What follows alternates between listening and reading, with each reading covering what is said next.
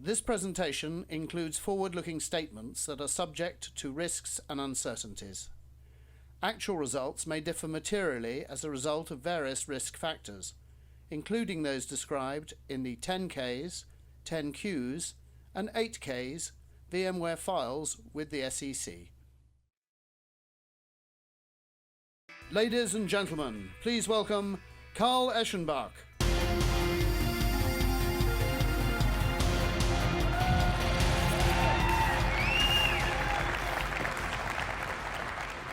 Good morning and buenos dias, Barcelona, and welcome to VMworld Europe in our Day 2 general session.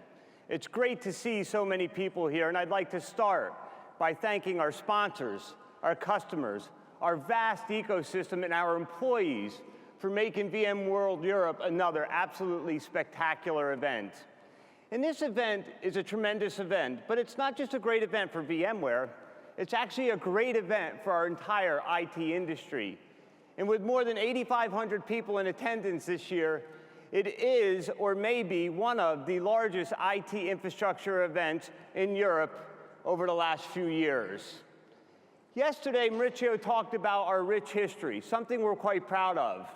We are now all of 15 years old as a company. And VMworld has a 10-year rich history, and 6 of them being here in Europe. But 10 years ago, at our first VMworld event, we had all of 1,400 people with us. And I happened to be there, and I can tell you at the time, we at VMware thought we were literally on top of the world. We had 1,400 people at our user conference. Well, we weren't quite on top of the world, but we did at that time make some very bold and ambitious claims. And that was we wanted to virtualize the entire x86 data center. And through that virtualization, we would deliver a powerful platform that would transform and transcend the IT of the past. And while collectively we're not quite at virtualizing the entire data center, we have actually come quite a long way. And that's thanks to you, our customers, and our partners. And because we've done so much in the past, we've laid a foundation. We've laid a foundation to allow VMware to continue its rich history of innovation. And because that platform is so powerful, what happened here on stage yesterday is Pat painted a vision for VMware in the future. And that vision actually brought more innovation to VMworld than we've ever done in the past. So I'd like to quickly start moving forward by looking back, but only looking back one day, and highlight what Pat shared with all of you yesterday. Yesterday, Pat announced the next release of vSphere in our vCloud suite, our 5.5 code. And there is no reason to now not virtualize your applications in your data center. And with this powerful new platform, we have the ability to drive towards that goal of 100% virtualization. Pat laid out VMware's vision for the software-defined storage industry with the introduction of Virtual SAN. Pat, along with Martine, and 3 very powerful global customers, eBay, GE, and Citi, announced NSX, VMware's network virtualization platform, a platform that will revolutionize networking, just like Pat said ESX did a decade ago. We were very pleased and proud to have the single largest cloud management launch and refresh in our company's history yesterday. And all of this was done with you in mind. What did we do and what did we bring to market? We brought a new level of management, automation, orchestration, provisioning, remediation, and operations management to allow you all to effectively manage in this new world of the software-defined data center. And all of these cloud management platforms were built specifically for the cloud era. We also announced our market entry into Europe with our vCloud hybrid service. It's now in beta form in the UK, and it will continue to be built out across Europe in the future. And we announced a very exciting acquisition of a company called Destone, giving us the ability not to just deliver View and VDI solutions on-premise for our customers, but also now have the capability to get desktop as a service through our service provider partners and ultimately on our vCloud hybrid service. What Pat did up here on stage yesterday was not just lay out a vision, strategy, and direction for VMware, but more importantly, he laid out a vision, strategy, and direction for our entire industry. And none of this can be accomplished without powerful software.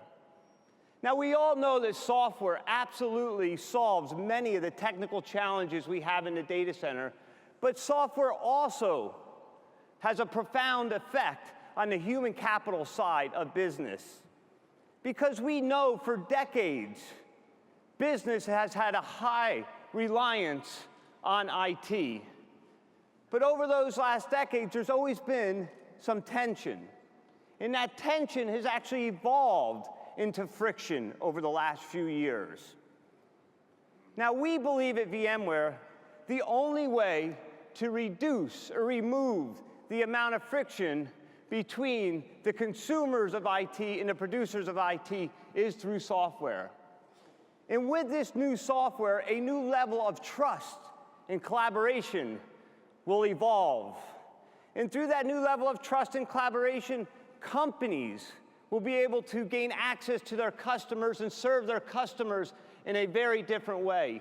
Employees will be able to get access to applications and desktops through any device in a very secure manner. And a new level of business agility will emerge, allowing all of you to be more competitive in the marketplaces you compete in. Because what you'll do is you'll bring new services, goods, and products to market faster, which ultimately will lead to increase in shareholder value. Now, to do all of this, we actually have to meet the needs and desires of two different sets of people. And let's start with all of you. We know that all of you want to be more innovative, and we know you have a desire to meet the demands of the line of business. And through business agility, you can do that. But we also recognize and understand that there's a legacy data center and a set of legacy applications that you also must manage.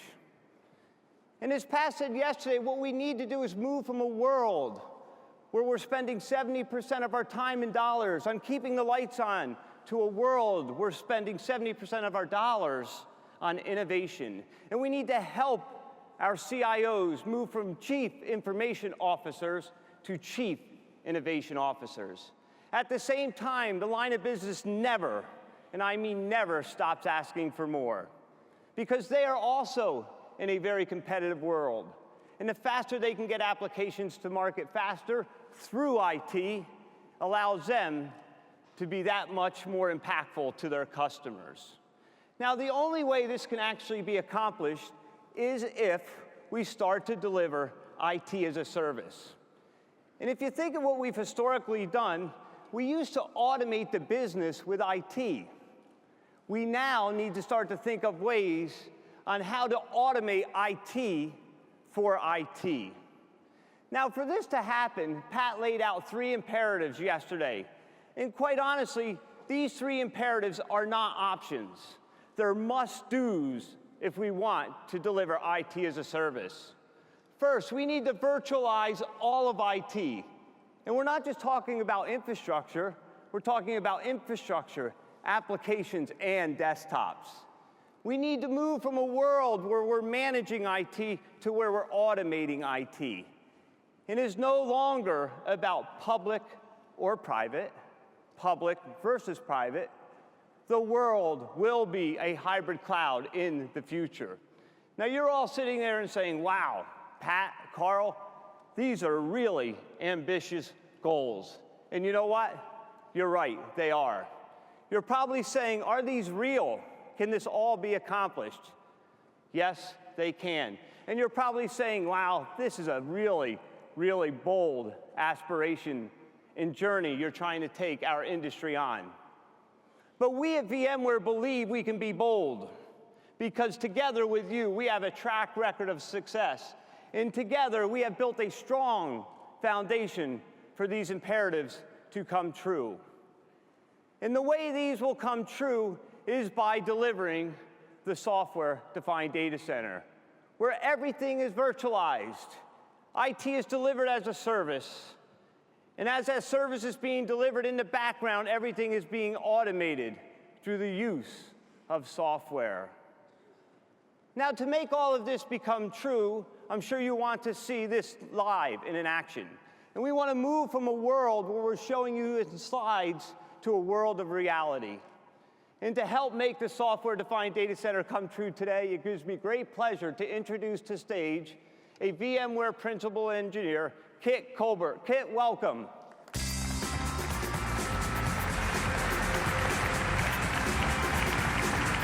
Hey, Kit, how are you, buddy? Carl, my favorite line of business owner. What sort of insane demands do you have for us in IT today?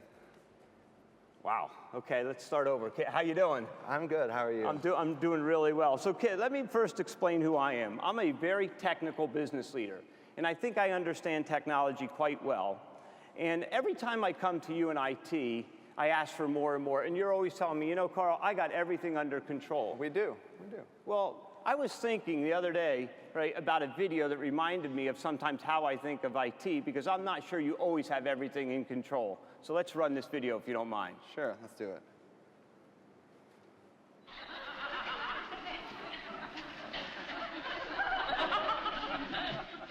Oh, this is easier. Yeah, we can handle this, okay?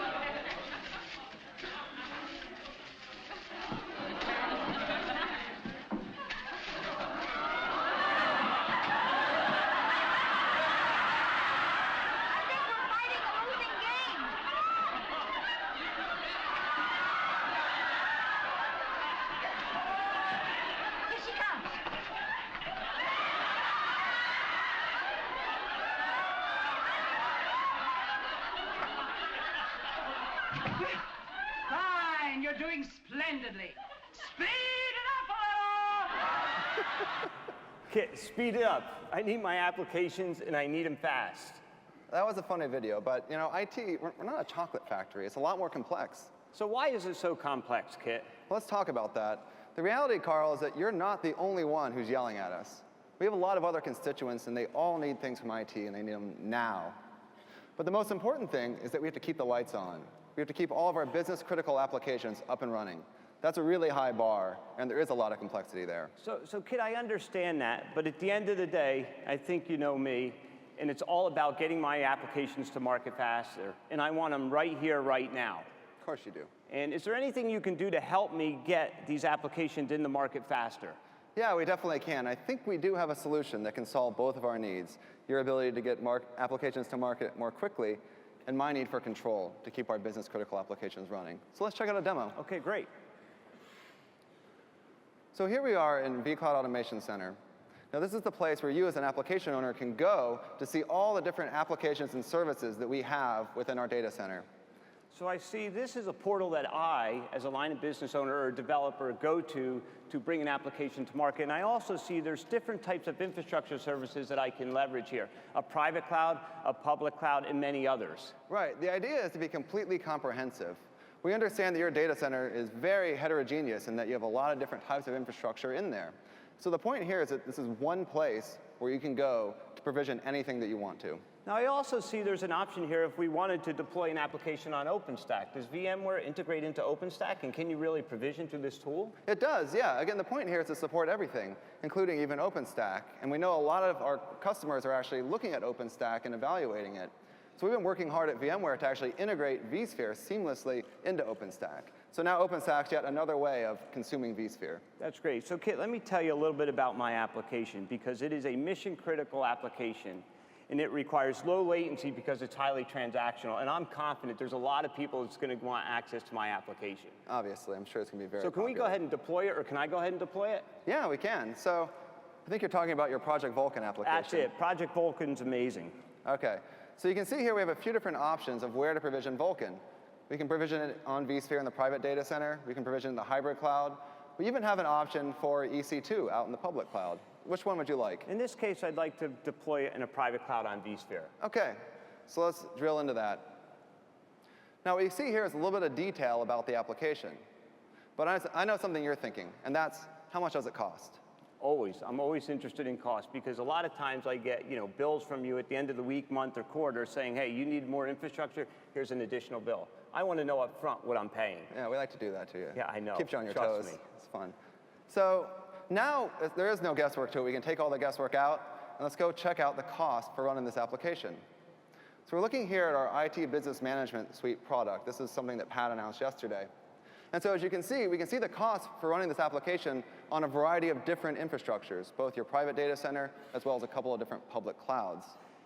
Now, I see in this case, it says it's cheaper to run in a private cloud. Is that always the case, Kit? That's a good question. It's not always the case. The reality is that there are a lot of different factors that go into determining the cost of running an application. But the point here is that this takes all the guesswork out of it. Now you can see one number, and you're no longer unsure of what it's going to cost. OK, but how do I know what that $380 comprises of?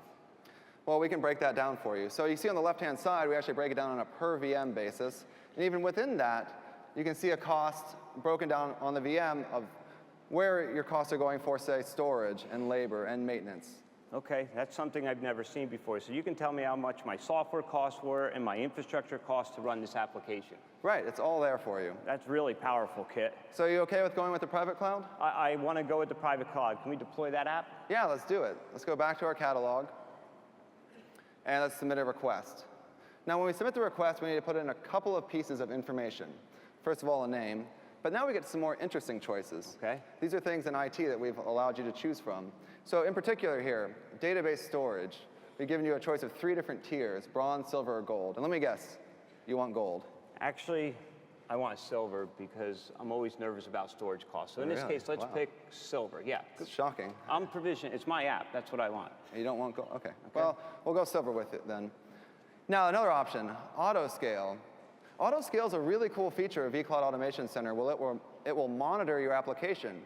And if it detects your application is under increased load, it will automatically fork off an additional instance of that application to handle that load. So I definitely want to choose that option because this is going to be a powerful application, and everyone's going to want access to it. So this thing's going to need scale-out capabilities. Of course, yeah. Let's do it. Check it. And then we can select the maximum number of additional instances to create. We'll select 7, and we can submit the request. Now, what you've seen along the way here is that Carl's been doing all this by himself. We in IT haven't been in the loop.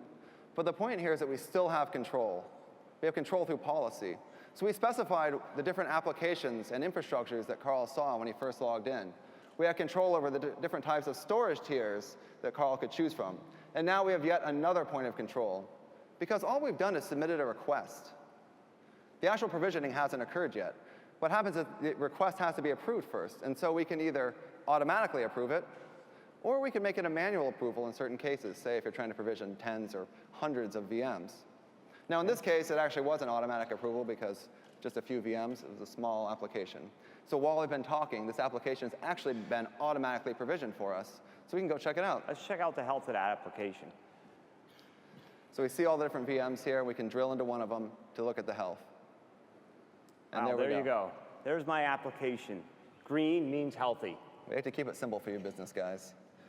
Oh, that's good, Kit. That's really good.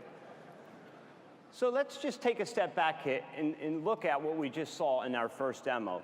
So first and foremost, I, as a line of business owner or a developer, actually have access to a self-service portal to implement my application and its infrastructure, and I had transparency into the pricing of that application. Right, and that's great for you guys on the business side, but for us in IT, the thing that we got is governance. Governance equals control. It allows us to ensure that all our business-critical applications stay up and running, even while you're going off and provisioning all the new apps that you want. And it's automation that brings self-service and governance together, because with automation, we get the best of both worlds. You guys get the freedom that you want, while we in IT get the control that we need. That's great, Kit. That was really exciting, and it was quite impressive to see that you actually, with a couple clicks, could provision an entire application and its infrastructure. But before we dive into that a little further, let's take a step back and focus on the cost and to run applications in this environment. And you showed a bunch of different data on the cost to run my application. How do I know that the data is accurate and where it came from and how it was actually calculated? You don't trust it? Do you think we're overcharging you or something? You've been known to do that in the past, Kit, yes. Look, the point is that this is real data, and I can prove it to you. Let's show another demo to check it out. Let's see another one. OK, so we're back here in the IT Business Management Suite product. We're accessing it through vCloud Automation Center. Now, this is the same product that you just used to look at the cost for your application. But what I look at now is I see the cost of my entire data center. I can see that broken down by the different components in there. How much am I paying for storage? How much am I paying for OS licensing? I can see it all here. I can also look at my costs month to month. How much does it cost per VM to run my data center on a month-to-month basis? Is it going up? Is it going down? Now I know. And this is really empowering for me as an IT admin. Because previously, if the CFO would ask me, how much does our data center cost? I didn't have a good answer. Now I do. But better than that, I can actually give him a detailed bill, just like he would get from a public cloud vendor. But better than that, if he wants even more detail, I can actually give him a live dashboard right here in the product, so he can get all the information that he wants. So, Kit, this is extremely powerful because now we have transparency in pricing, but it's not just for IT or the line of business. There's actually a third party we can now bring in this to get access to this tool, and that's the CFO in his or her organization. So we now have transparency in pricing across IT, the line of business, and the finance organization. And the finance organization has historically always challenged us on the cost of IT, but now we can look at the same dashboard to get a better understanding of the cost to run our infrastructure. Yeah, hopefully it should make our meetings a bit more easy. We don't have to have all the shouting matches that we usually have. That's great. So can we drill down and see how much it costs for my department, in this case my development organization, and how much it is to run each of the applications? Definitely. You'll notice on the right-hand side here that I can see a breakdown by department. So let's take a look at your development group department. So now what we see here is all the different applications that you guys have provisioned. As a matter of fact, at the top there, we can see Project Vulkan, the application we just provisioned. And just like you saw the cost for it when you were provisioning it, I see the exact same cost here. That's great. So there's Project Vulkan, $380. I shouldn't say dollars, euros. 380 euros to run that application, which is exactly what I saw when I deployed it. Right. That's really exciting, Kit. So now transparency and pricing for everybody. Yeah, we can actually argue about facts rather than just opinions, which I know you have a lot of. Okay, so let's see let's just have a few takeaways. So number one, we see seamless cost visibility for IT, businesses, and I said earlier, finance as well for the first time. We see detailed data to understand the trade-offs we're going to make around infrastructure versus the application and potentially the SLA of that application. And we now have the ability to effectively, and probably for the first time, manage IT as a business. That was great, Kit. Thanks. Do you trust the data now, Carl? I'm definitely feeling a lot better after that little demo. That's great. So let's take a step back even further, because as I said earlier, I was quite impressed that in a couple clicks you were able to deploy an application. Can you go into that a little bit more detail and show me how that actually occurred? Yeah, there was a lot of stuff going on here. So let's drill into another demo to see exactly what happened. Now, what we're looking at here is vCloud Application Director. And what we've done is rewound the clock to right after we submitted our request for this application. That request, as I said, was automatically approved, and so it got sent over here to actually have it be provisioned. So let's drill into this application. Okay. Now, there's a couple of things I want to point out. The first of which is that it's very hard to stand up a modern application. These things have 20 or 30 different components. You got to figure out how to connect the networking, what the dependencies are, what order to power them on, the configuration options, so on and so forth. The point here is that vCloud Application Director takes care of all that for you. It'll create an execution plan and then automatically stand up that application. It's really powerful. That's great. So what exactly is this application? I know you know. You guys built it. I built it. But we don't. So let's take a look. You see here the blueprint for the application. This defines the application. And when I say application, by the way, I don't mean just a vApp. This is a lot more powerful. This is the end-to-end definition, a full definition for an application. I know about all the different tiers, all the different VMs, all the different components, and all their dependencies. And it's all represented here graphically. So Kit, are you saying when you did this, you deployed not just a vApp, but a multi-tiered application through App Director? I didn't. You guys did. Oh, that's right. I did this. Yeah. This is truly seamless. It's all Right. automated for me. Yeah, it makes it easier for Yeah, you. absolutely. You can bring applications to market really quickly this way. But there's something else I want to point out here. It's something that you don't see. Because what you don't see is any infrastructure. We're just defining the application, and that's separate from the infrastructure. Now, you know that typically speaking, when you're deploying applications, you have to customize them for the infrastructure that they're running on. That's a lot of manual work. Now that can be done automatically, because vCloud Application Director understands how to provision two different types of clouds, vSphere, EC2, what have you. And exactly that's what you saw in our service catalog. You had options of where to provision Project Vulkan.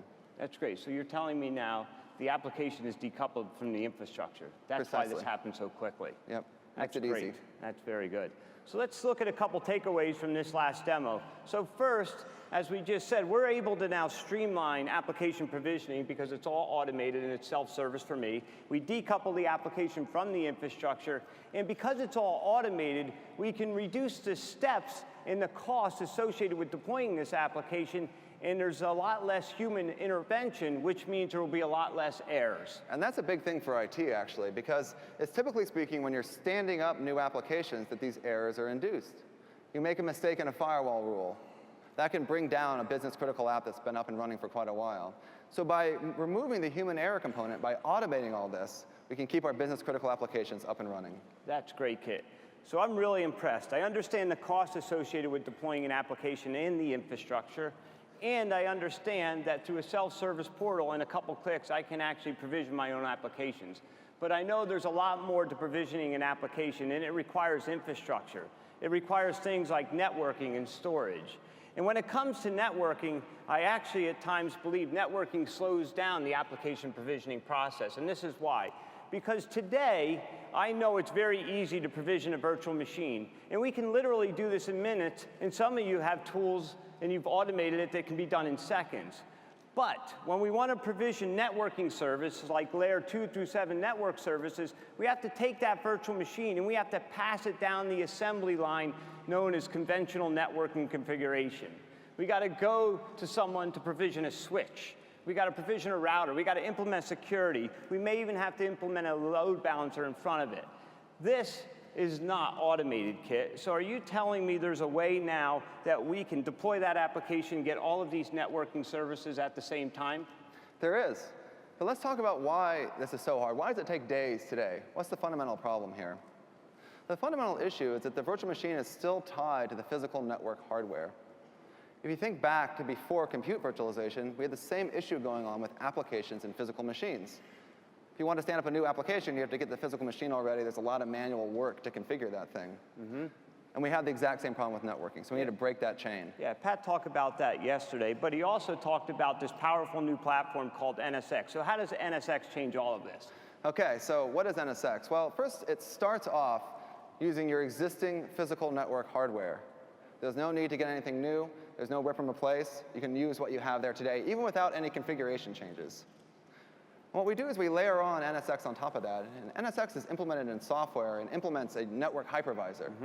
So just like we saw with a compute hypervisor with ESX that separated the application from the physical machine underneath, we see the same thing with a network hypervisor. It separates the VM from the physical network underlying it. And what does it create?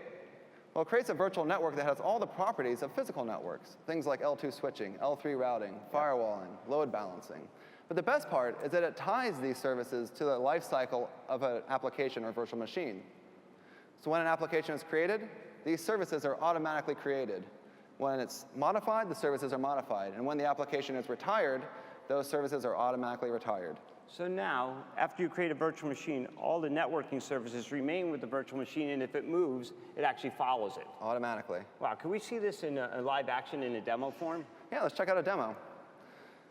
So we're here in the vSphere web client, and again, if we think back to after vCloud Application Director ran, it was starting to configure the virtual machine, vCloud Automation Center also talked to NSX to start provisioning, switching, routing, firewall, and load balancing.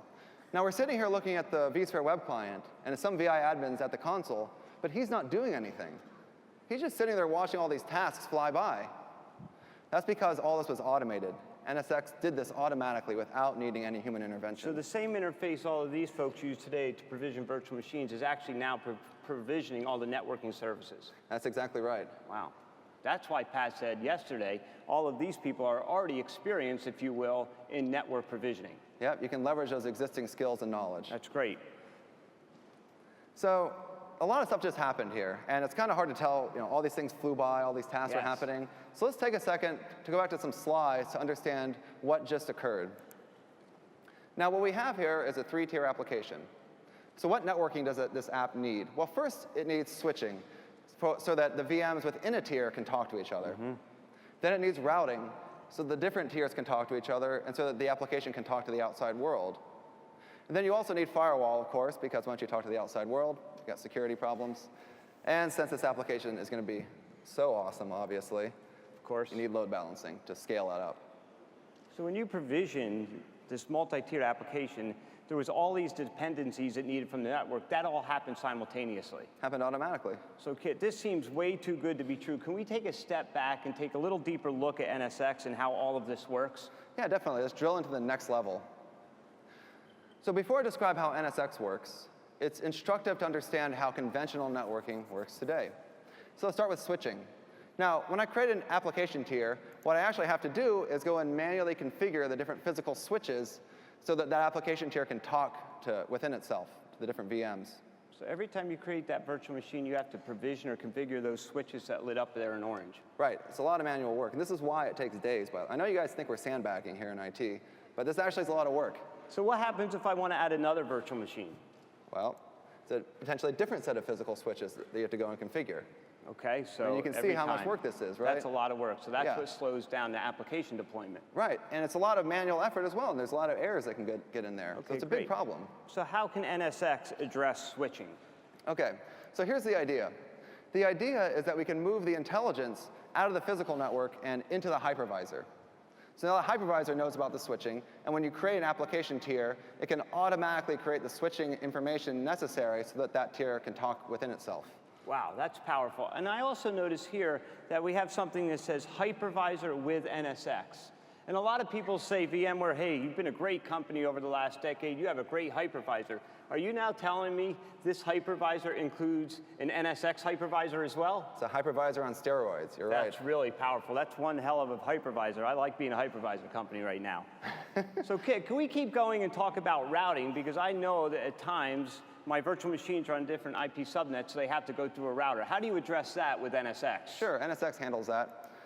Again, let's talk about how routing works today. Just like with switching, you have a physical device you have to go and configure. So if you want to connect two application tiers, you have to update the routing tables in that physical router. But there's a bigger problem that not only did it set it up like that, but then on an ongoing basis, traffic between two VMs on different subnets have to get routed through that central router. And that can add a lot of latency and network congestion to your physical network. Hey, Kit, I told you I'm a pretty technical business leader. I know that's called hairpinning, and hairpinning's not good in networking. Wow, that's impressive knowledge, Yeah, Carl. you like that, Kit? Displaying knowledge of facts rather than just your opinions. I Yeah, like it. I there think you we're getting go. somewhere. So yes, this is actually a big problem. And you're right, it adds traffic and latency, and worst of all, it reduces performance for your application. Absolutely. So how can NSX help with this?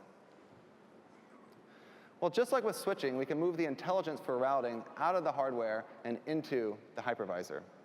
Now when you create two application tiers and want them to talk to each other, it can be done automatically.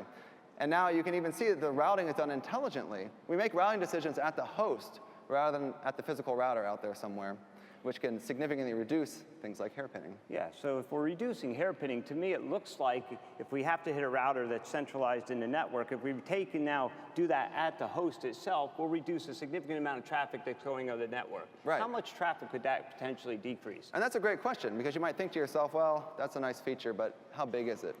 So it turns out a number of independent studies have confirmed that at least 70% of the traffic within a data center is just between machines in that data center. And that makes sense, right? Because if you get one packet into your application from the outside world, that has to go through your load balancer, your web server, your business logic tier, your database, and then all the way back. So that's like 10 or 20 packets just to respond to that single packet that came in. And those 10 or 20 packets are all going through that central router today. That's inefficient. And so you can have huge gains by being able to intelligently do routing point to point as we So can my with NSX. application could potentially now perform better because all the routing is taking place on the same host if VMs have to talk to one another. Right. That's great, Kit. But I have some other challenges as well, and I'm always quite concerned about network security. And can NSX and this new powerful network virtualization platform actually start to have impact or help performance from a network perspective? Definitely. Specifically, security. I know. Well, your app's going to be popular. I'm sure that people are going to try and hack it. So we need security. So just like with switching and routing, we can move the intelligence for the firewall and security out of the physical layer and into the hypervisor. Now, this is really important because it's fundamentally a better way of doing security. Yeah, so the security state is now set at the virtual machine, and it doesn't have to go out to an external firewall in this case. Right. So if we know a packet's going to be blocked, we can actually block it at the host. It never hits the wire. It never gives an intruder or someone trying to snoop on that packet the ability to pick it up. It's something that the networking guys call zero trust. Yeah, I knew that. Which I think is kind of the same level of trust that you have in IT there, Carl. Actually, about 30 minutes in, I think our level of trust has gone up significantly. That's I great. really believe in you now. Making progress. Good. Yeah, we definitely are. But one more question. I told you that this Project Vulcan is a very powerful application, and a lot of people are going to want to get access to it. So I think we're going to need load balancing. Can we address load balancing with the NSX architecture? Yeah. And again, not to spend too much time on it, but load balancing is the same concept. Just like with firewall, routing, and switching, we can move that intelligence into the hypervisor and automate it all for you. Wow, Kit, that was a very powerful demo and a few set of slides that actually helps us better understand the power of NSX in network virtualization. And what we really saw there was the ability to not only provision a virtual machine in minutes, and move from this conventional world of networking where it takes days to get layer 2 through 7 services to now a world where we provision a virtual machine and all the network services all in minutes. That is extremely powerful. Right, and we absolutely have to do that if you want a true self-service type of architecture. That's great. Now, Kate, yesterday, Pat was up here with Martine, and we heard from 3 very large customers like GE, eBay, and Citigroup talking about how they will implement network virtualization and leverage the NSX architecture. Do you know of anyone who's actually doing this today across their entire data center? Yeah, we do. We have a number of customers who have implemented NSX. Let's hear from one of them right now. Please roll the video. My name is Richard Soto, and I work for WestJet Airlines, Canada's preferred airline. Our primary focus is on providing exceptional guest experience at an affordable price. One of the problems that we found with our network is it was really well designed for what we call north-south traffic or client-server traffic, but it wasn't that well designed for east-west traffic or what we call server-to-server traffic. And what we're seeing now is a growth in the server-to-server traffic, and that's starting to stress our network. So where we see NSX having the ability to be able to help us solve these problems is with virtualized network and security, we can keep a lot of that east-west traffic inside the hypervisor, providing better performance and more reliability. And when we think about technologies like mobile computing and bring your own device, it means we need to apply more and more security policies to the network traffic. We realized right away that we do have already a significant investment in hardware and infrastructure that we have to keep in place. We can't simply upgrade it at will. We have to realize the investment in that equipment. The NSX product we found is able to allow us to utilize that current investment in infrastructure as well as realize the vision we have for our security and networking in the data center. I think software-defined networking is something that's going to be a major shift in the networking environment. And the fact that VMware is bringing that into their product line really shows that they're serious about their network virtualization and that they're thinking aggressively about the future.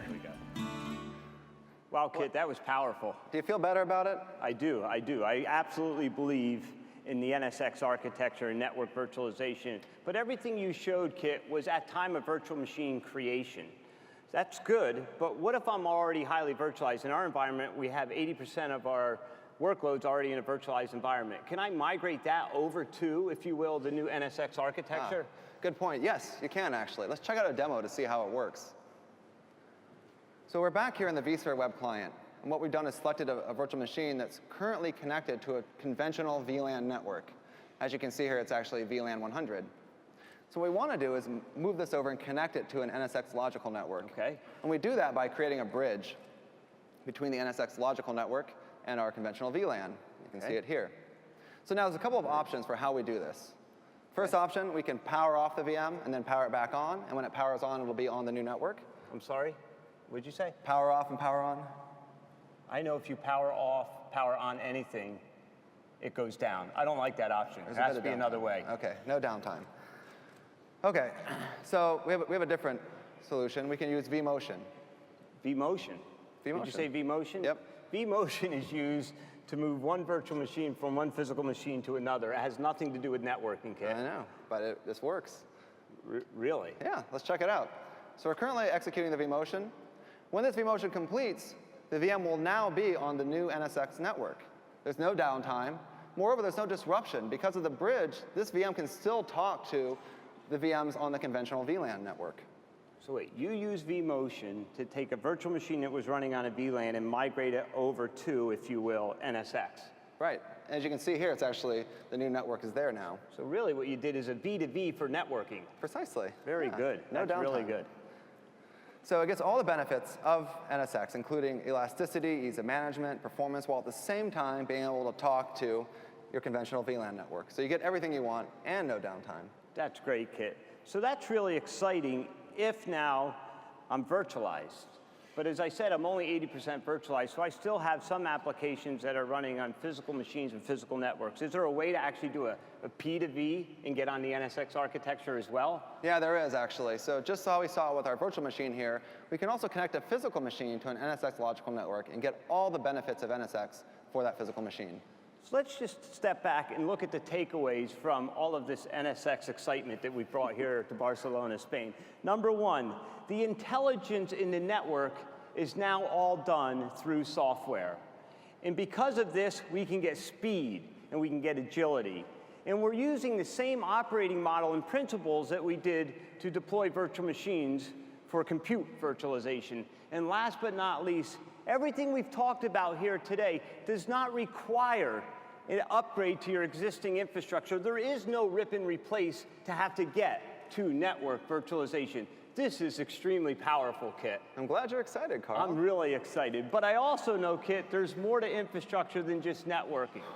And in fact, one of the areas I always have a concern about is storage, right? It's always costing me money. You're always saying it's going to cost this, that. You give me another bill. And really, I want to, before you tee up probably another demo for storage, I'd like to give you a few pointers on the dependencies my applications have. Sure. So first and foremost, like Project Vulkan, my applications need to get to market, and they need to get to market fast. I need predictable performance out of storage for my applications, and I need to set an SLA that if it needs to scale, you can always guarantee me the SLA and the policy you set will be there and available. And last but not least, if that application scales, I want to understand the costs with storage as we scale out Project Vulkan. Wow. There are a lot of dependencies. A lot of demands, I would say, actually. I'm not that demanding, Kit, actually. Yeah. Okay, well, let's talk about this.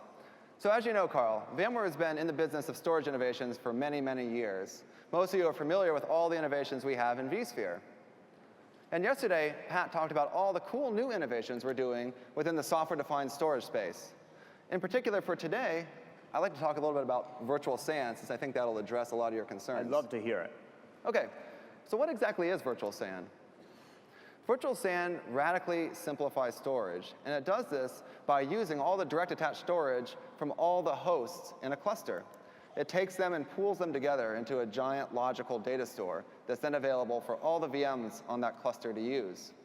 But the best thing about it is that virtual SAN is able to intelligently use both SSDs and spinning disks to allow you to get great performance while at the same time reducing costs. Hold on a second. You're telling me now you can take advantage of local disk and flash that sit on servers today that typically aren't used in VMware virtualized environments. Right. These disks are out there on the servers, but people aren't taking advantage of them yet. Yep, not at all. So now that's what virtual SAN does. Right. Okay, can we go in and see a demo of this? Definitely. So let's check out the demo. Now, we're back here in the vSphere web client. And what we've done is selected a cluster that we want to enable virtual SAN on. Okay. What I want to show is how simple it is to enable this. It's just as easy as enabling DRS or HA. So we can just go over here, click on Edit, Okay. and then we check the checkbox and hit OK. That's pretty much it. And now we have virtual SAN. Yeah, so what's happening is that while we're talking up here, virtual SAN is going off in the background and finding all those direct attached disks to our hosts, and then bringing them together to create our virtual SAN data store. Wow, so through just a couple clicks, we were able to take advantage of that unused local disk and flash that exists on many of the hosts running VMware today. Right, the key is to make it super simple to use. Even I could have done that, but I noticed you did it in this case. Even a business guy could do it. Okay, Yeah, very that's our good. bar.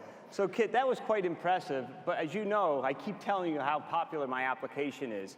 How do we make this scalable? Right, that's a good question. So let's actually go and check out this virtual SAN data store that we just created. So we can see it here, and whoa, look at that. Somehow it's almost been all the way used up. It's been like 3 seconds, dude, and your guys are already using it. 8,500 people wanted access to it. It's crazy. I guess Project Vulkan might actually be popular. Okay, so we see there's an alarm here, meaning we're almost out of space. But luckily, it's really easy to extend the size of our virtual SAN data store. All we need to do is just add another host. You'll remember that virtual SAN uses all the direct attached storage from all hosts in the cluster. So if we add another host, it means we have more direct attached storage, and thus our virtual SAN data store can be bigger. So we're going through the workflow here of adding that host. And when that host is added, virtual SAN will automatically detect that and bring in that additional storage. So basically, through a couple clicks again, you added a host to a cluster, which actually gave us more network capacity and now storage capacity. Exactly. Wow, that's right. really And powerful. on network capacity, because we're using NSX, we can make intelligent routing decisions and have that optimized network performance Wow, as well. that's really powerful. That's great. So let's go back and check out our data store now to see how it's doing. Ah, All right, look at more that. storage. So before it was almost completely full, Yeah. and now it's just about half full, or I guess half empty. I don't know what your outlook on life is. I'm very optimistic on life, quite honestly. In this case, I'm going to be a pessimist because I know more people are going to come in, so it's half empty because it'll fill up quickly. Ken. Of course. So yeah, that's all there is to it. That's how simple it is. So to use tell me a virtual little SAN. bit more about the virtual SAN architecture and whether or not you can meet some of the resiliency needs I have of this application. Ah, okay. Right. So the question here is, look, you're using local disks. Local disks don't seem very resilient, right? You know, what's going on? And that's right. So what we had to do is build resiliency into the software, intelligence into our virtual SAN data stores. So what we do here is actually you can create policies to say, I want a certain number of copies of my virtual machine's data on different disks. So in this case, we've selected 2 copies. Again, simple case. Now I know you probably want 10 or something for redundancy. Well, how this works is that every time the virtual machine does a write, that write goes to both copies, or all the copies. And once that data has been written, it then sends the ACK back to the virtual machine.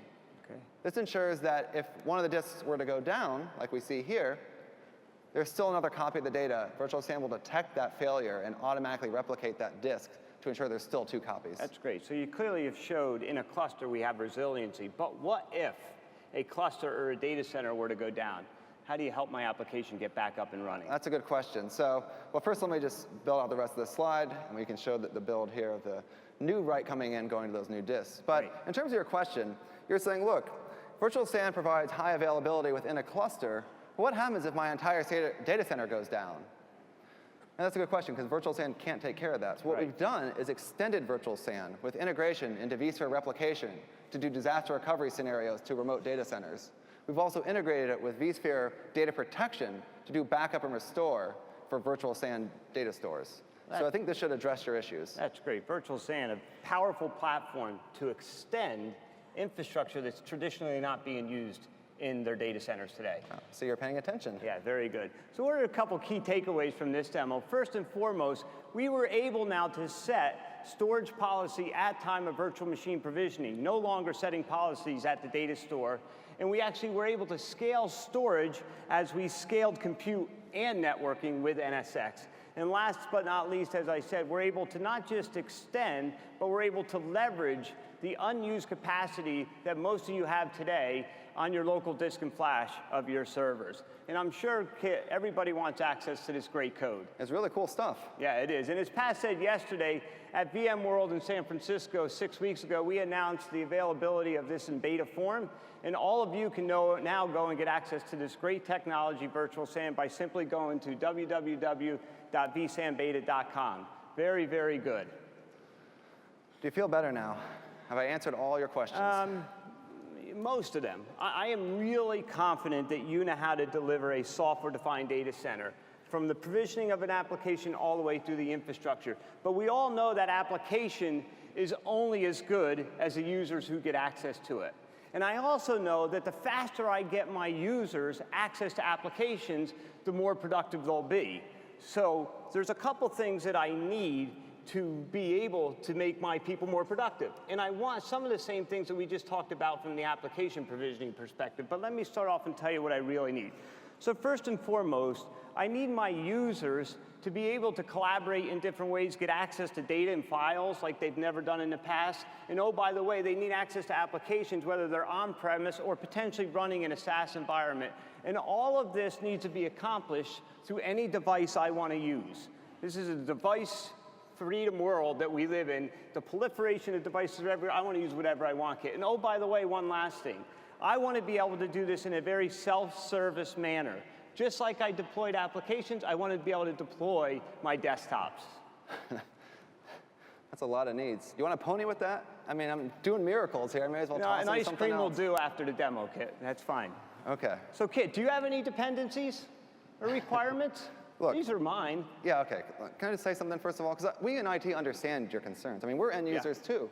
We want the same things, right? But here's the issue. We got all these devices coming in. We got all this data everywhere. This is a crazy amount of stuff. So what we in IT need fundamentally is control.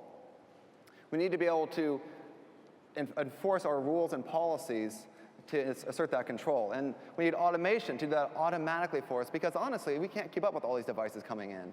And we finally need to secure the endpoints so that our data and applications, we don't lose them. So what we're talking about here is end user freedom with IT control. That's what we want. You're always in control, Kit. Of course I am. I'm IT.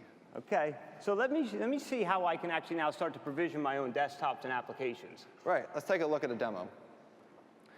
So let's try to provision a virtual desktop for you. So the cool thing about a virtual desktop is it's obviously not tied to any physical device. You can pick up an iPad or a laptop or whatever it is and connect to this thing. So we're back here in vCloud Automation Center.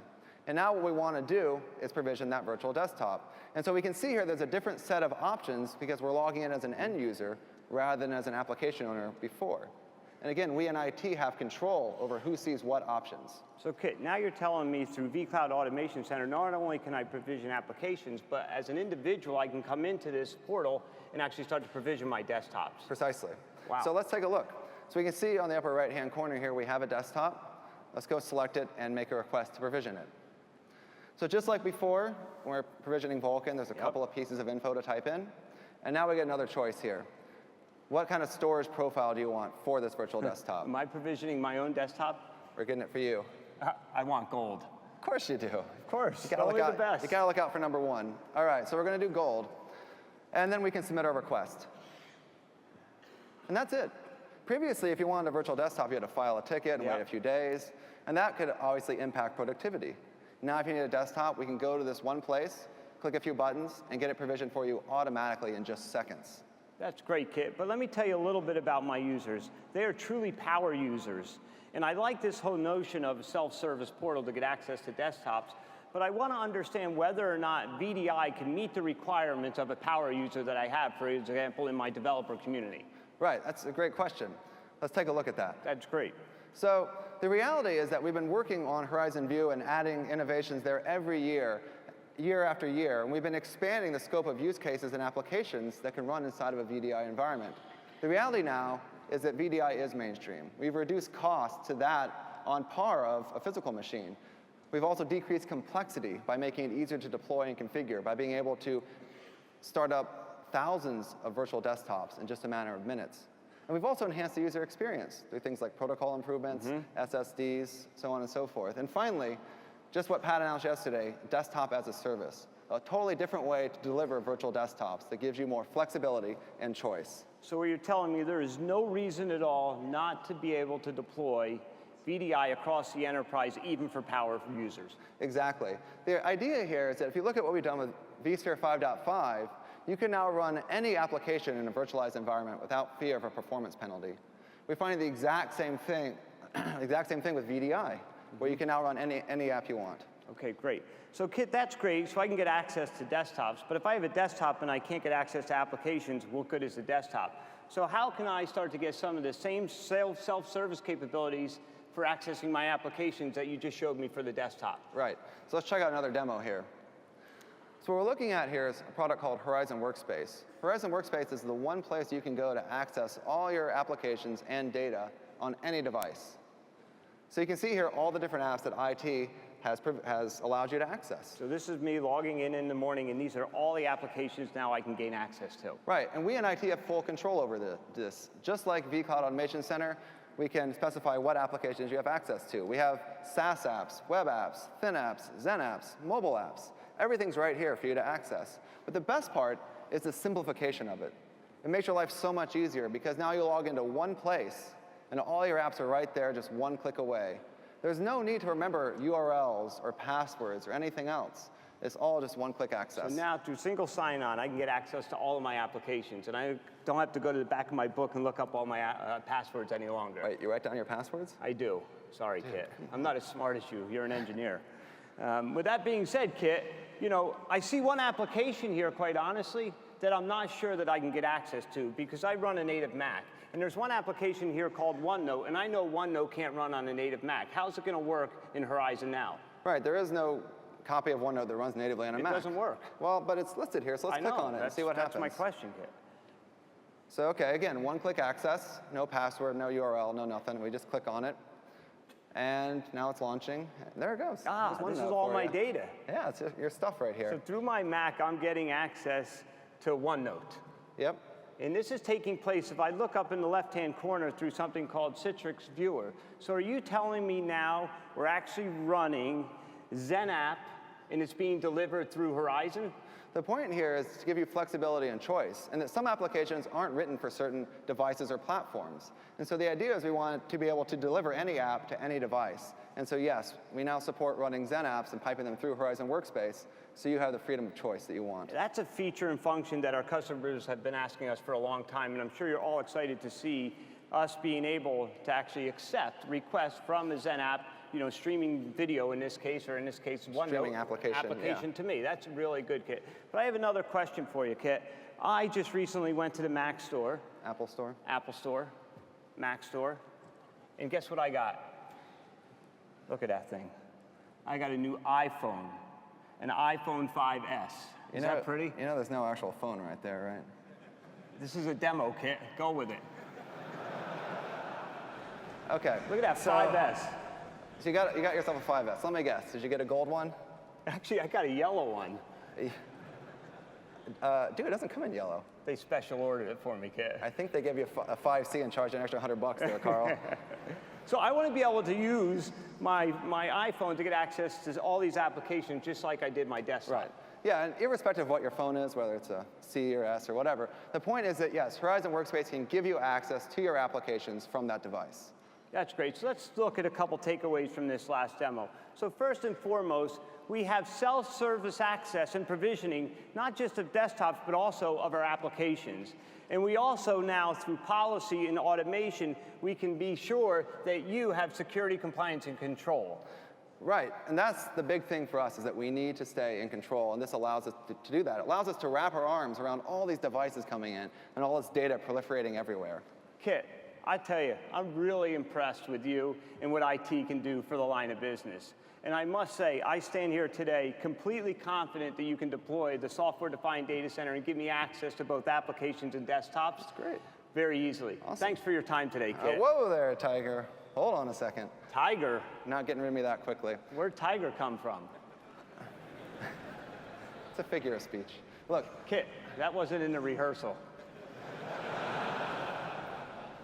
I've just been thinking a little bit about that video that you showed when I first came out. I don't recall. Yeah, of course. How convenient.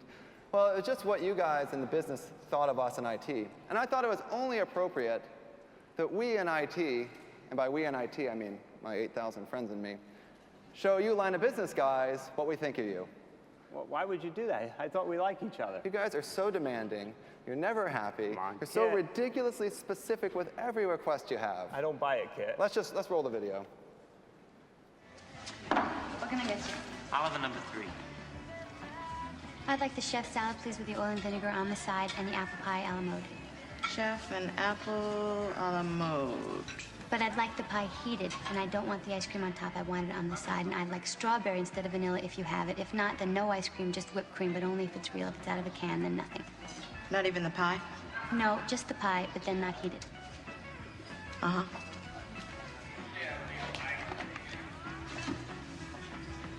What? What? What Kit, indeed? come on, I'm not that demanding. You're not? Listen, I'm not that difficult to deal with. Just because I don't like my food to touch and I use divider plates doesn't make me difficult to work with.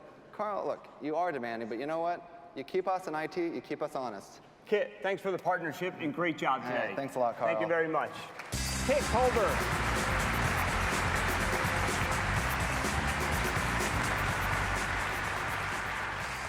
So in the first half of our demo today, what we saw was Kit truly bring the software-defined data center to life. And we showed that we can easily deploy applications, both the application and all the infrastructure it needs, through a few clicks. And lastly, we showed that we can allow users to leverage any device they want and securely get access to their applications. So me, as a line of business leader, I feel very comfortable in this new world of the software-defined data center. And I believe that we can truly bring applications to market fast. But everything seems so new. And to operate in this new world of the software-defined data center, I need to get comfortable that IT knows how to manage, operate, and automate this new environment. And in our second half of the demo here, I'd like to welcome to stage Joe Baguley to help me get more comfortable that IT truly knows how to operate in this new world of the SDDC. Joe Baguley, please join me on stage, our CTO for EMEA. Joe.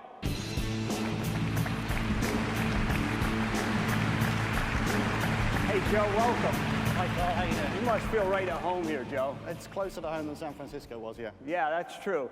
So, Joe, we had a great first half of the demo up here with Kit, and I really got comfortable as a line of business leader that I can get access to infrastructure and I can provision both desktops and applications quite easily. But I'm not yet convinced that IT knows how to operate in this new world. And every time I talk to you, you say it's quite complex. And why is it so complex? I don't understand. Joe made it look so, Kit made it look so easy, but tell me why it's so complex to manage or operate IT today. Okay, so I worked in operations for the first part of my career, and let me tell you what it's like. Okay. I'd love to hear about it, Joe. What you have is silos, right? So you have the networking guys, the storage guys, the compute guys, the server guys, the security guys in the corner with their special hats, and all the other teams that don't talk to each other. And at the same time, each of those teams have developed their own individual tool sets that they've maybe bought from lots of different vendors. And that really comes the problem is to get them to talk to each other. They just don't. It's typically emails, phone calls, maybe an advanced service desk or something like that. The real problem comes when there is a problem, right? And that's when what we do is we all get together in the war room and start pointing fingers at each other did and you say arguing. war room? Yeah, the war room. Anytime I hear IT say war room, I know that's not a good thing. I did actually work at an organization that had a meeting room in the IT ops division dedicated as the war room, specifically for having arguments in. Well, Joe, I'm glad you're not working there any longer. No, so am I, to be honest, and I wouldn't really want to work at an organization anymore that has a room designated for arguments. I don't know about you guys. But I think the real problem here is that this system of these silos is going to face challenges, massive challenges. Because as we move forward into the world that you've just been shown by Kit, it's starting to become highly dynamic. You guys are creating hundreds of machines, thousands of machines on demand, maybe not only just in our data center, but in a public data center. And all of that scale is going to add to the complexity of the issues that we have. So we need to start thinking differently in ops about how we deal with this. So, Joe, tell me a little bit more, because I still don't understand why it's so complex. Kit made it look so easy. Okay, so let me show you typically how we build this together today. A classic three-tier application, similar to the one that you were deploying, has interactions between multiple different silos to make it run. And if you come to me with an addition, a change, or rolling out a new app, the answer to you might be, yes, Carl, we can roll out that new app, but it's going to take about 3 weeks. And in fact, we've just had to add another week on because it relies on a particular script that Bob wrote, and Bob's on holiday. Script? Yeah, script. Script is a very highly manual process, and that slows things down. I don't like scripts, Joe. No, and to be honest, a lot of people don't like scripts either. I tend to think of them, in some cases, they're actually implemented not really for automation, and more just a kind of posh way of doing manual. Did you say posh? Yeah, it's an English word for stylish and elegant. I'm surprised you don't know that word. That was not in rehearsal either. I know. Joe, why don't you keep going? Okay, so what happens is that all this causes friction and problems, the stuff you were talking about earlier, specifically around the networking, for example. What we need is a new approach. We need to stop having, the old paper thing suddenly put into a piece of scripting, and instead we need to move to a policy-based approach. Now, policy-based automation is different. This time, we're not looking at fixed routes and fixed processes. We're looking at processes that change dynamically based on conditions. And how they change and how they react is based entirely on policy. So really, what we're doing here is we're building the tools that can deal with this scale and complexity as we grow. So Joe, that dashboard looks a lot simpler to the one on the left. Take me into a demo that shows me how you actually get to see this new interface and how to manage in this new world of the software-defined data center through something called vCops. Okay, so let's start with a demo. But we're not going to start in vCops. We're going to start in vCloud Automation Center. Oh, so vCloud Automation Center, where we were earlier looking at my application. Yeah, so this is your application right now. Yeah, but do you notice something, Joe? Yeah. My application is orange. When Kit was up here, it was green. It was healthy. Yeah, it's orange now. Yeah, that's a problem. Okay, now before you start picking up the phone and shouting at people just because you've seen a funny picture, let's read the words, okay, and see what it actually says. Because I know is there words here, Joe? Yeah, there's words there, right? That's quite They're difficult. awfully small from up here. Okay, so what you'll see there is it's telling you we've got performance-related issues. Yes. And the important piece is underneath that where it says that we're taking an automated remediation action. So what that means is, yes, it's orange, so you can have a little bit of a panic, but actually calm down again quickly because the system is going to fix itself using some of the automated policies. Wait a second. The system's going to fix itself. Yeah. How do I get comfortable with that? How do I trust the system knows what it's doing? I could just tell you that it fixes itself. Is that okay? No, I want to see it. All right, okay, so let's show you. So this time we'll go and look in vCloud Application Director. And if you look in vCloud Application Director at the top there, you see the little spinny picture? Okay, great. You know what that is? That's my application auto-scaling out. That's brilliant, right? Pretty smart, well done. huh? Congratulations, you've got a successful application. And realistically, that's it. It's showing us that the reason why we've got an orange is there's an auto-scale-out occurring, so something's happening, and it's reacting to that. It's dealing with that for you. And I mean, do you want me to take you a little bit deeper to show you that? I would love that. Right, Please. Okay, fine. So if we now go and look behind the curtain in Operations Manager, you'll see here what's actually going on. Okay. And you'll see that graph on the right there. That's going down and to the right, which is a performance problem. Yeah, anything down and to the right is not good, Joe. I know, we found in research that even salespeople get that. And what you'll find is that it's crossed a dynamic threshold. And the dynamic's the key bit. I don't know if you noticed, I just decided not to respond. Joe, keep going, by the way. Okay, all right, I'm fine. This is the last presentation I'm ever going to do.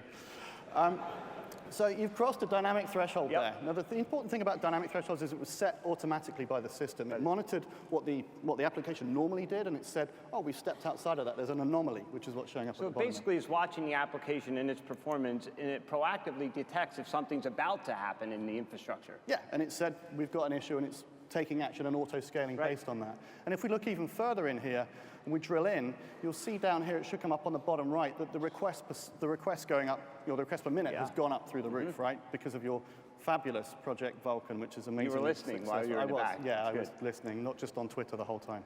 So that was cool. So really, the whole point here is that we've made it all automatic, right? Though there's all this stuff going on behind the covers that we can look at if we want to, you don't have to worry, and we don't have to really do anything because of the policy-based automation means that we're going to deal with a lot of these issues automatically as they arise. Is that cool? That's really good. So what do we just see here, Joe? Well, what you're showing in this demo with the automated remediation is that it's policy-driven, it's automated, and giving a proactive response. At the same time, it's driven by intelligent analytics, right? We're not putting this stuff in ourselves all the time. It's actually building this up automatically. And that's great. And as a business owner, I now have visibility not only into the application, but the health of the application, which is really important to me. So can we now go back after all this remediation has happened and see the health of my application? Yeah, of course. Let's go back and have a look at your console again. This time we'll go back into vCloud Automation Center. Okay. And there you'll see there's the list of your applications, and you'll see auto scale at the top there on that one. And if we click through to check now the health of Project Vulcan, now this auto scale's happened, we should be able to see that we're getting better. Joe. Yeah. It's not green, it's yellow. Yeah, that's better than orange, right? I guess it depends what part of the world you're from. Okay, fine. We have different traffic light systems over here. So if you look here, this time it's yellow, right? Yep. But again, not just the pretty pictures, read the words. And so if we read the words, it says that your administrator is aware of the issue and will take some action accordingly, and maybe even suggest that you have to take some action So can I be involved in any decision along the way here? We'll make sure you're involved in any decision we deem to be appropriate. Joe, you're learning quick. So let's have a look through now and talk about this, because in this real world, things are more complex, right? It's not just auto-scale, bang, done, right? First of all, the application has to be an auto-scale app to support that in the first place. So here you're seeing that you're kept informed as we go through this, but let's have a look at how we're going to address this as admins. And if you look at this demo, in vCenter Operations Manager, we're going to start taking action.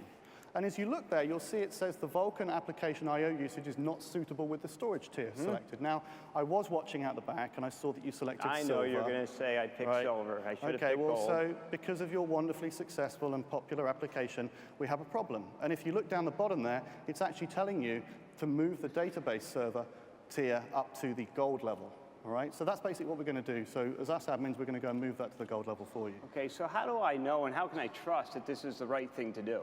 Okay, well, so, I mean, this isn't just feeds from us, right? This isn't just our hypervisor giving us this information. Yeah, because there's a whole bunch of other infrastructure out there. How do we really understand everything that's going on in the environment through VCOps? Okay, so let's have a look at the tab here. And you'll see in vCenter Operations Manager, we're pulling in feeds from, in this example, people like NetApp, EMC, and we also include people like Brocade. So all of this stuff feeds up to give this intelligence to the system and information. So what you can be assured about is that we're making these decisions based on a whole bunch of different feeds and the entire picture, not just, you know, our little bit of the hypervisor or whichever bit that you think is ours. So are you saying VCOps has connectors into all of these other management platforms that you have in IT today? Correct, yeah. It's pulling information all the time from them to really determine how the application's running, its behavior, and potentially telling me before anything even goes wrong because it sees what's going on across the entire infrastructure. We're making sure that we're well equipped in this automated system. That's really powerful. That's good. And so what we can now do is we know we're getting the feeds from everyone. Yeah. We know it's the right thing to do. So at this point, we go and we click and take action. Okay. But the interesting thing here is that as we take action, you'll find that what happens is it doesn't happen immediately. It gets stopped for a reason, right? And that reason is the fact that we need your approval to move it to gold. So are you calling me the bottleneck? Yeah, in a way, yeah, I suppose. So you can't blame us for your application. So let's take action because I want to see how I now can get involved. So if we go ahead and do that, you'll now see that in your vCloud Automation Center, there's an inbox tab. And if you go there, there's a mail. And if we click and open up that mail, you'll see it's a mail to you, carl@vmware.com, right there. And it's telling you that there's a cost impact due to a tier change that's going on. If you clicked on additional information, you'd be told a lot more about that. Okay. But right now, what we're going to do is we're going to put in a justification, which is what you would do. And then once that justification's in, it's down to you to click approve. And I can do that. Let me do it. Go on, you try. Approve. Is that like your virtual iPhone? Yes. It's like virtual oh, great. Okay, so now you've approved that, what's actually happening is, in the background, that database is moving from the silver tier to the gold tier using actually storage vMotion in vSphere to move it in real time. Okay, great. So I actually got to say I want to move it to a new tier of storage. Can we now go and take a look at my application and see the health of it? Okay, we'll see what color the picture is now, shall we? Let's please. go and have a look. So let's go back and have a look and see what color the picture is for you. And hopefully, if we've got this demo working, yep, we're green. Okay, so now we're good. You happy with that? That's great, thanks. Fantastic. It started off green, you went orange, you went yellow, you got me back to green. Thanks so much. So tell me a little bit about what we just saw in this demo. So what you saw there was the sort of step beyond automated remediation, and now we're into guided remediation. And the guided remediation is bringing in information from a broad ecosystem, as we saw from all of our partners. It improves the accuracy. But we've built into that specific recommendation so we can speed that troubleshooting up. So that when we're trying to fix these problems, we're getting all the information we need as fast as possible to make it as easy. And what I saw is that workflows were completely driven by policies, and I need to approve any changes to the infrastructure so I can actually approve any changes to the cost to run my application. We make sure you have some control over costs. Thank you. Thanks for getting me involved. I appreciate that. So that's great, and we did a self-remediation demo to show how an application can actually go out and automatically move from a state of orange to yellow to green. But how do I know that you know what happened? You have yet to tell me what happened in the infrastructure, so how do I go back and get information about what actually occurred, and how do you give me the confidence it won't happen again? Okay, well, let me tell you another reality of IT ops. So in IT ops, we have a problem is that typically IT ops is about fixing things, getting them up fast, keep it running, keep you guys from phoning us up telling us you've seen different colored pictures, right? Let's keep this thing going as fast as possible. And supposedly then we're in our spare time meant to go out and do root cause analysis. Now, that isn't very often, to be honest. So what we're trying to do is make sure that with the automation, we should have more spare time to go and do this kind of remediation. But now we have another problem. We have much more to look at. We've got scale now. Scale. Yeah, because previously, you know, the guys out there maybe manage 10, 15, 20 servers. They know the names of all their servers, right? They know the IP addresses of all those servers. They probably even take pictures of those servers and show them to their friends on Facebook. But in reality, in the future that we're building here with these automated deployments and the new world of scale, there are no names anymore. There's hundreds of servers, thousands of servers. And if you think about hundreds of servers or thousands of machines, and each of those machines generating thousands of events, suddenly troubleshooting and managing this stuff becomes a big data problem. Did you say big data? Yeah, I'm big on buzzwords today. Yeah, it's a really big industry buzzword. So are you telling me now VMware can address the big data challenges you get with all these feeds? Yeah, so we recognized in the Office of the CTO a problem around this monitoring at scale and kicked off a project which has grown up to become a big data analytics solution to deal with this. And that's how we're going to address it. And this analytics solution is Log Insight, version 1.5 we've announced this week. And in fact, let's show you how that works. If we see down there on the screen we saw before with the yellow on, under Health, there's a View Log Insight messages. This is where we'd get more information in our troubleshooting if we wanted to look. And as we click on that, you'll see that what it's done is the intelligence has filtered automatically 15 events for us that are specific to that error. 15 events? Yeah, 15. That's not a big data challenge. No, okay, right. Well, the interesting thing is the diagnostic process here, because those 15 events, none of them on their own are an error. Okay. But if you look at what those events are, they're actually events telling you we're provisioning storage because someone is creating more instances. I'll bet you that's because I clicked auto scale. Exactly. Because of your auto scale option, it's not the fact that we've provisioned one piece of storage, it's the fact that we've provisioned so much storage in such a short period of time. That's what's interesting to us. But just to give you an idea of the power and what a big data problem really is, let's take the filter away. Okay, we'll remove the filter. Let's take the filter away and see how many events we pulled this from. And it's going to be difficult to see from anywhere back from the third row, but we've pulled this from 65 million events. 65 million events. Yeah, in a short period of time, right? I don't want IT going through 65 million events to tell me what happened. Well, I mean, I don't know about these guys out there, but I certainly wouldn't want to go sifting and grepping through 65 million events if I could even collect them into one place in the first place. So what we've done is we've built a tool that makes all this easy and automated at scale. But now we know what happened. We know there was a scale issue. We know we had to suddenly rapidly provision more storage. We had to up the tier to a better tier.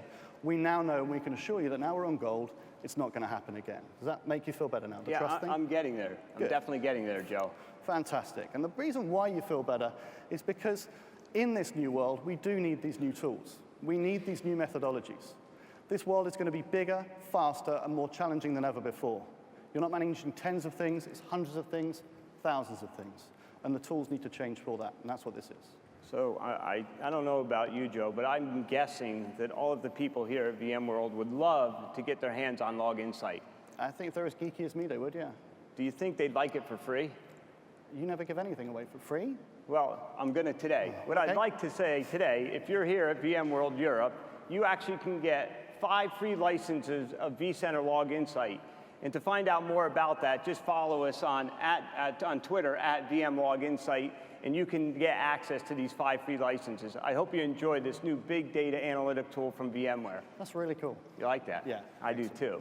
So listen, everything we've done so far here today in the provisioning and the standing up of the software-defined data center and how you operate has all been in the context of a private cloud or within the 4 walls of my own data center.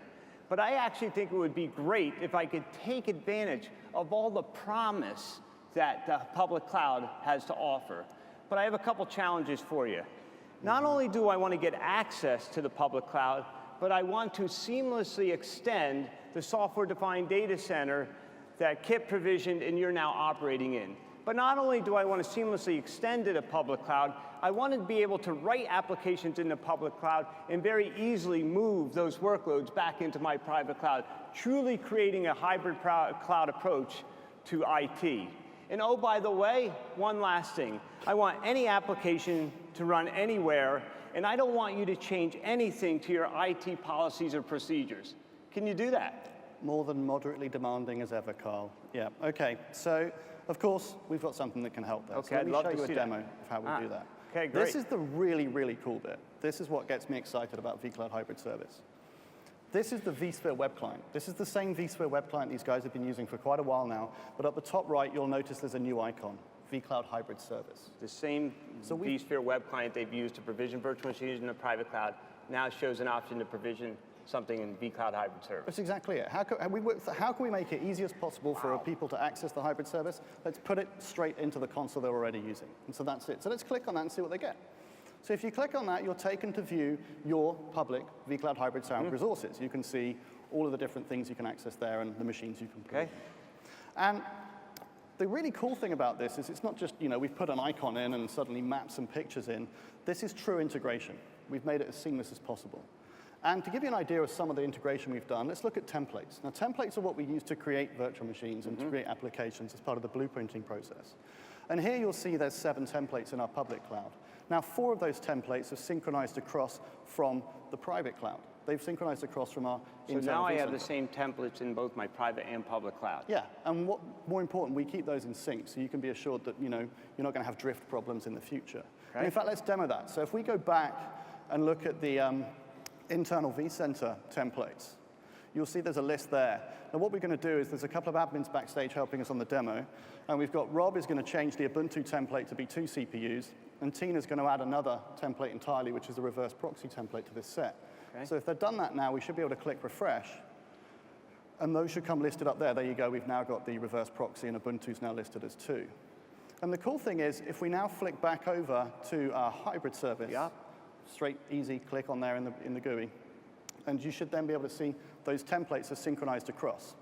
And there they are, right? Very simple. Same templates in the private cloud and the public cloud, completely synchronized. When I want to deploy a new application, I can't get any drift because all the templates are the same. Yeah, very simple. Very good. In fact, let's actually show you how easy it is to deploy now. Okay, great. So if we go back to that console that you started with, vCloud Automation Center, right? Same console that I used earlier to provision Project Vulkan in my private cloud, I'm now going to use to provision Project Vulkan in the public.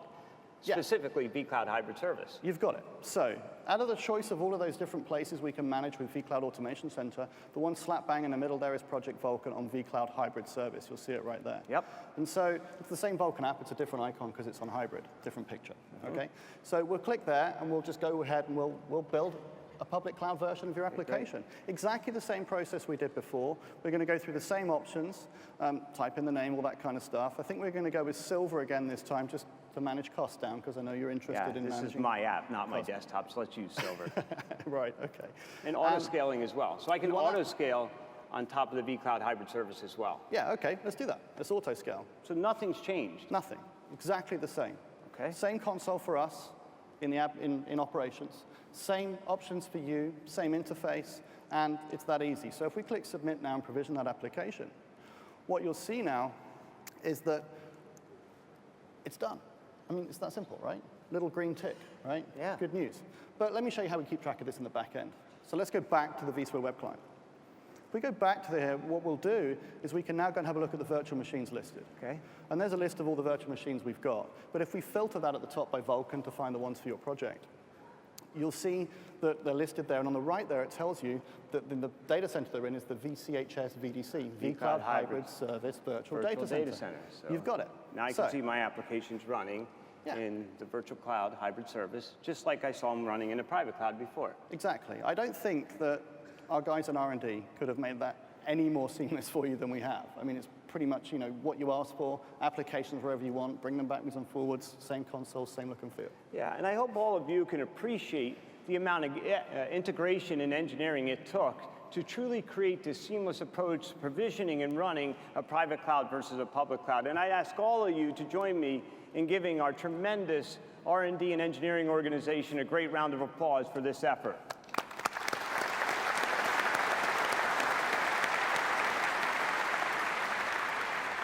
So with that, Joe, what you've just proved is you truly can seamlessly extend the software-defined data center into the public cloud with a common management and orchestration platform, the same underlying architecture, including the networking and security, and we also can say to our customers who have historically had a support agreement with VMware, you can continue to call us through 1-800-I-NEED-HELP VMware, and we'll support you regardless of where your application is running. That's right. And you did prove to me you can run any application, any place, and we had no change to the security policies or procedures, and I had no change to how I access those applications. That is extremely powerful, Joe. Well done. Thank you very much. I can't thank you enough for bringing to life the fact that not only can we bring the software-defined data center here today, but you know how to operate it. And thanks for these demos. Great job. Thanks, Joe. Cheers. Joe Baguley.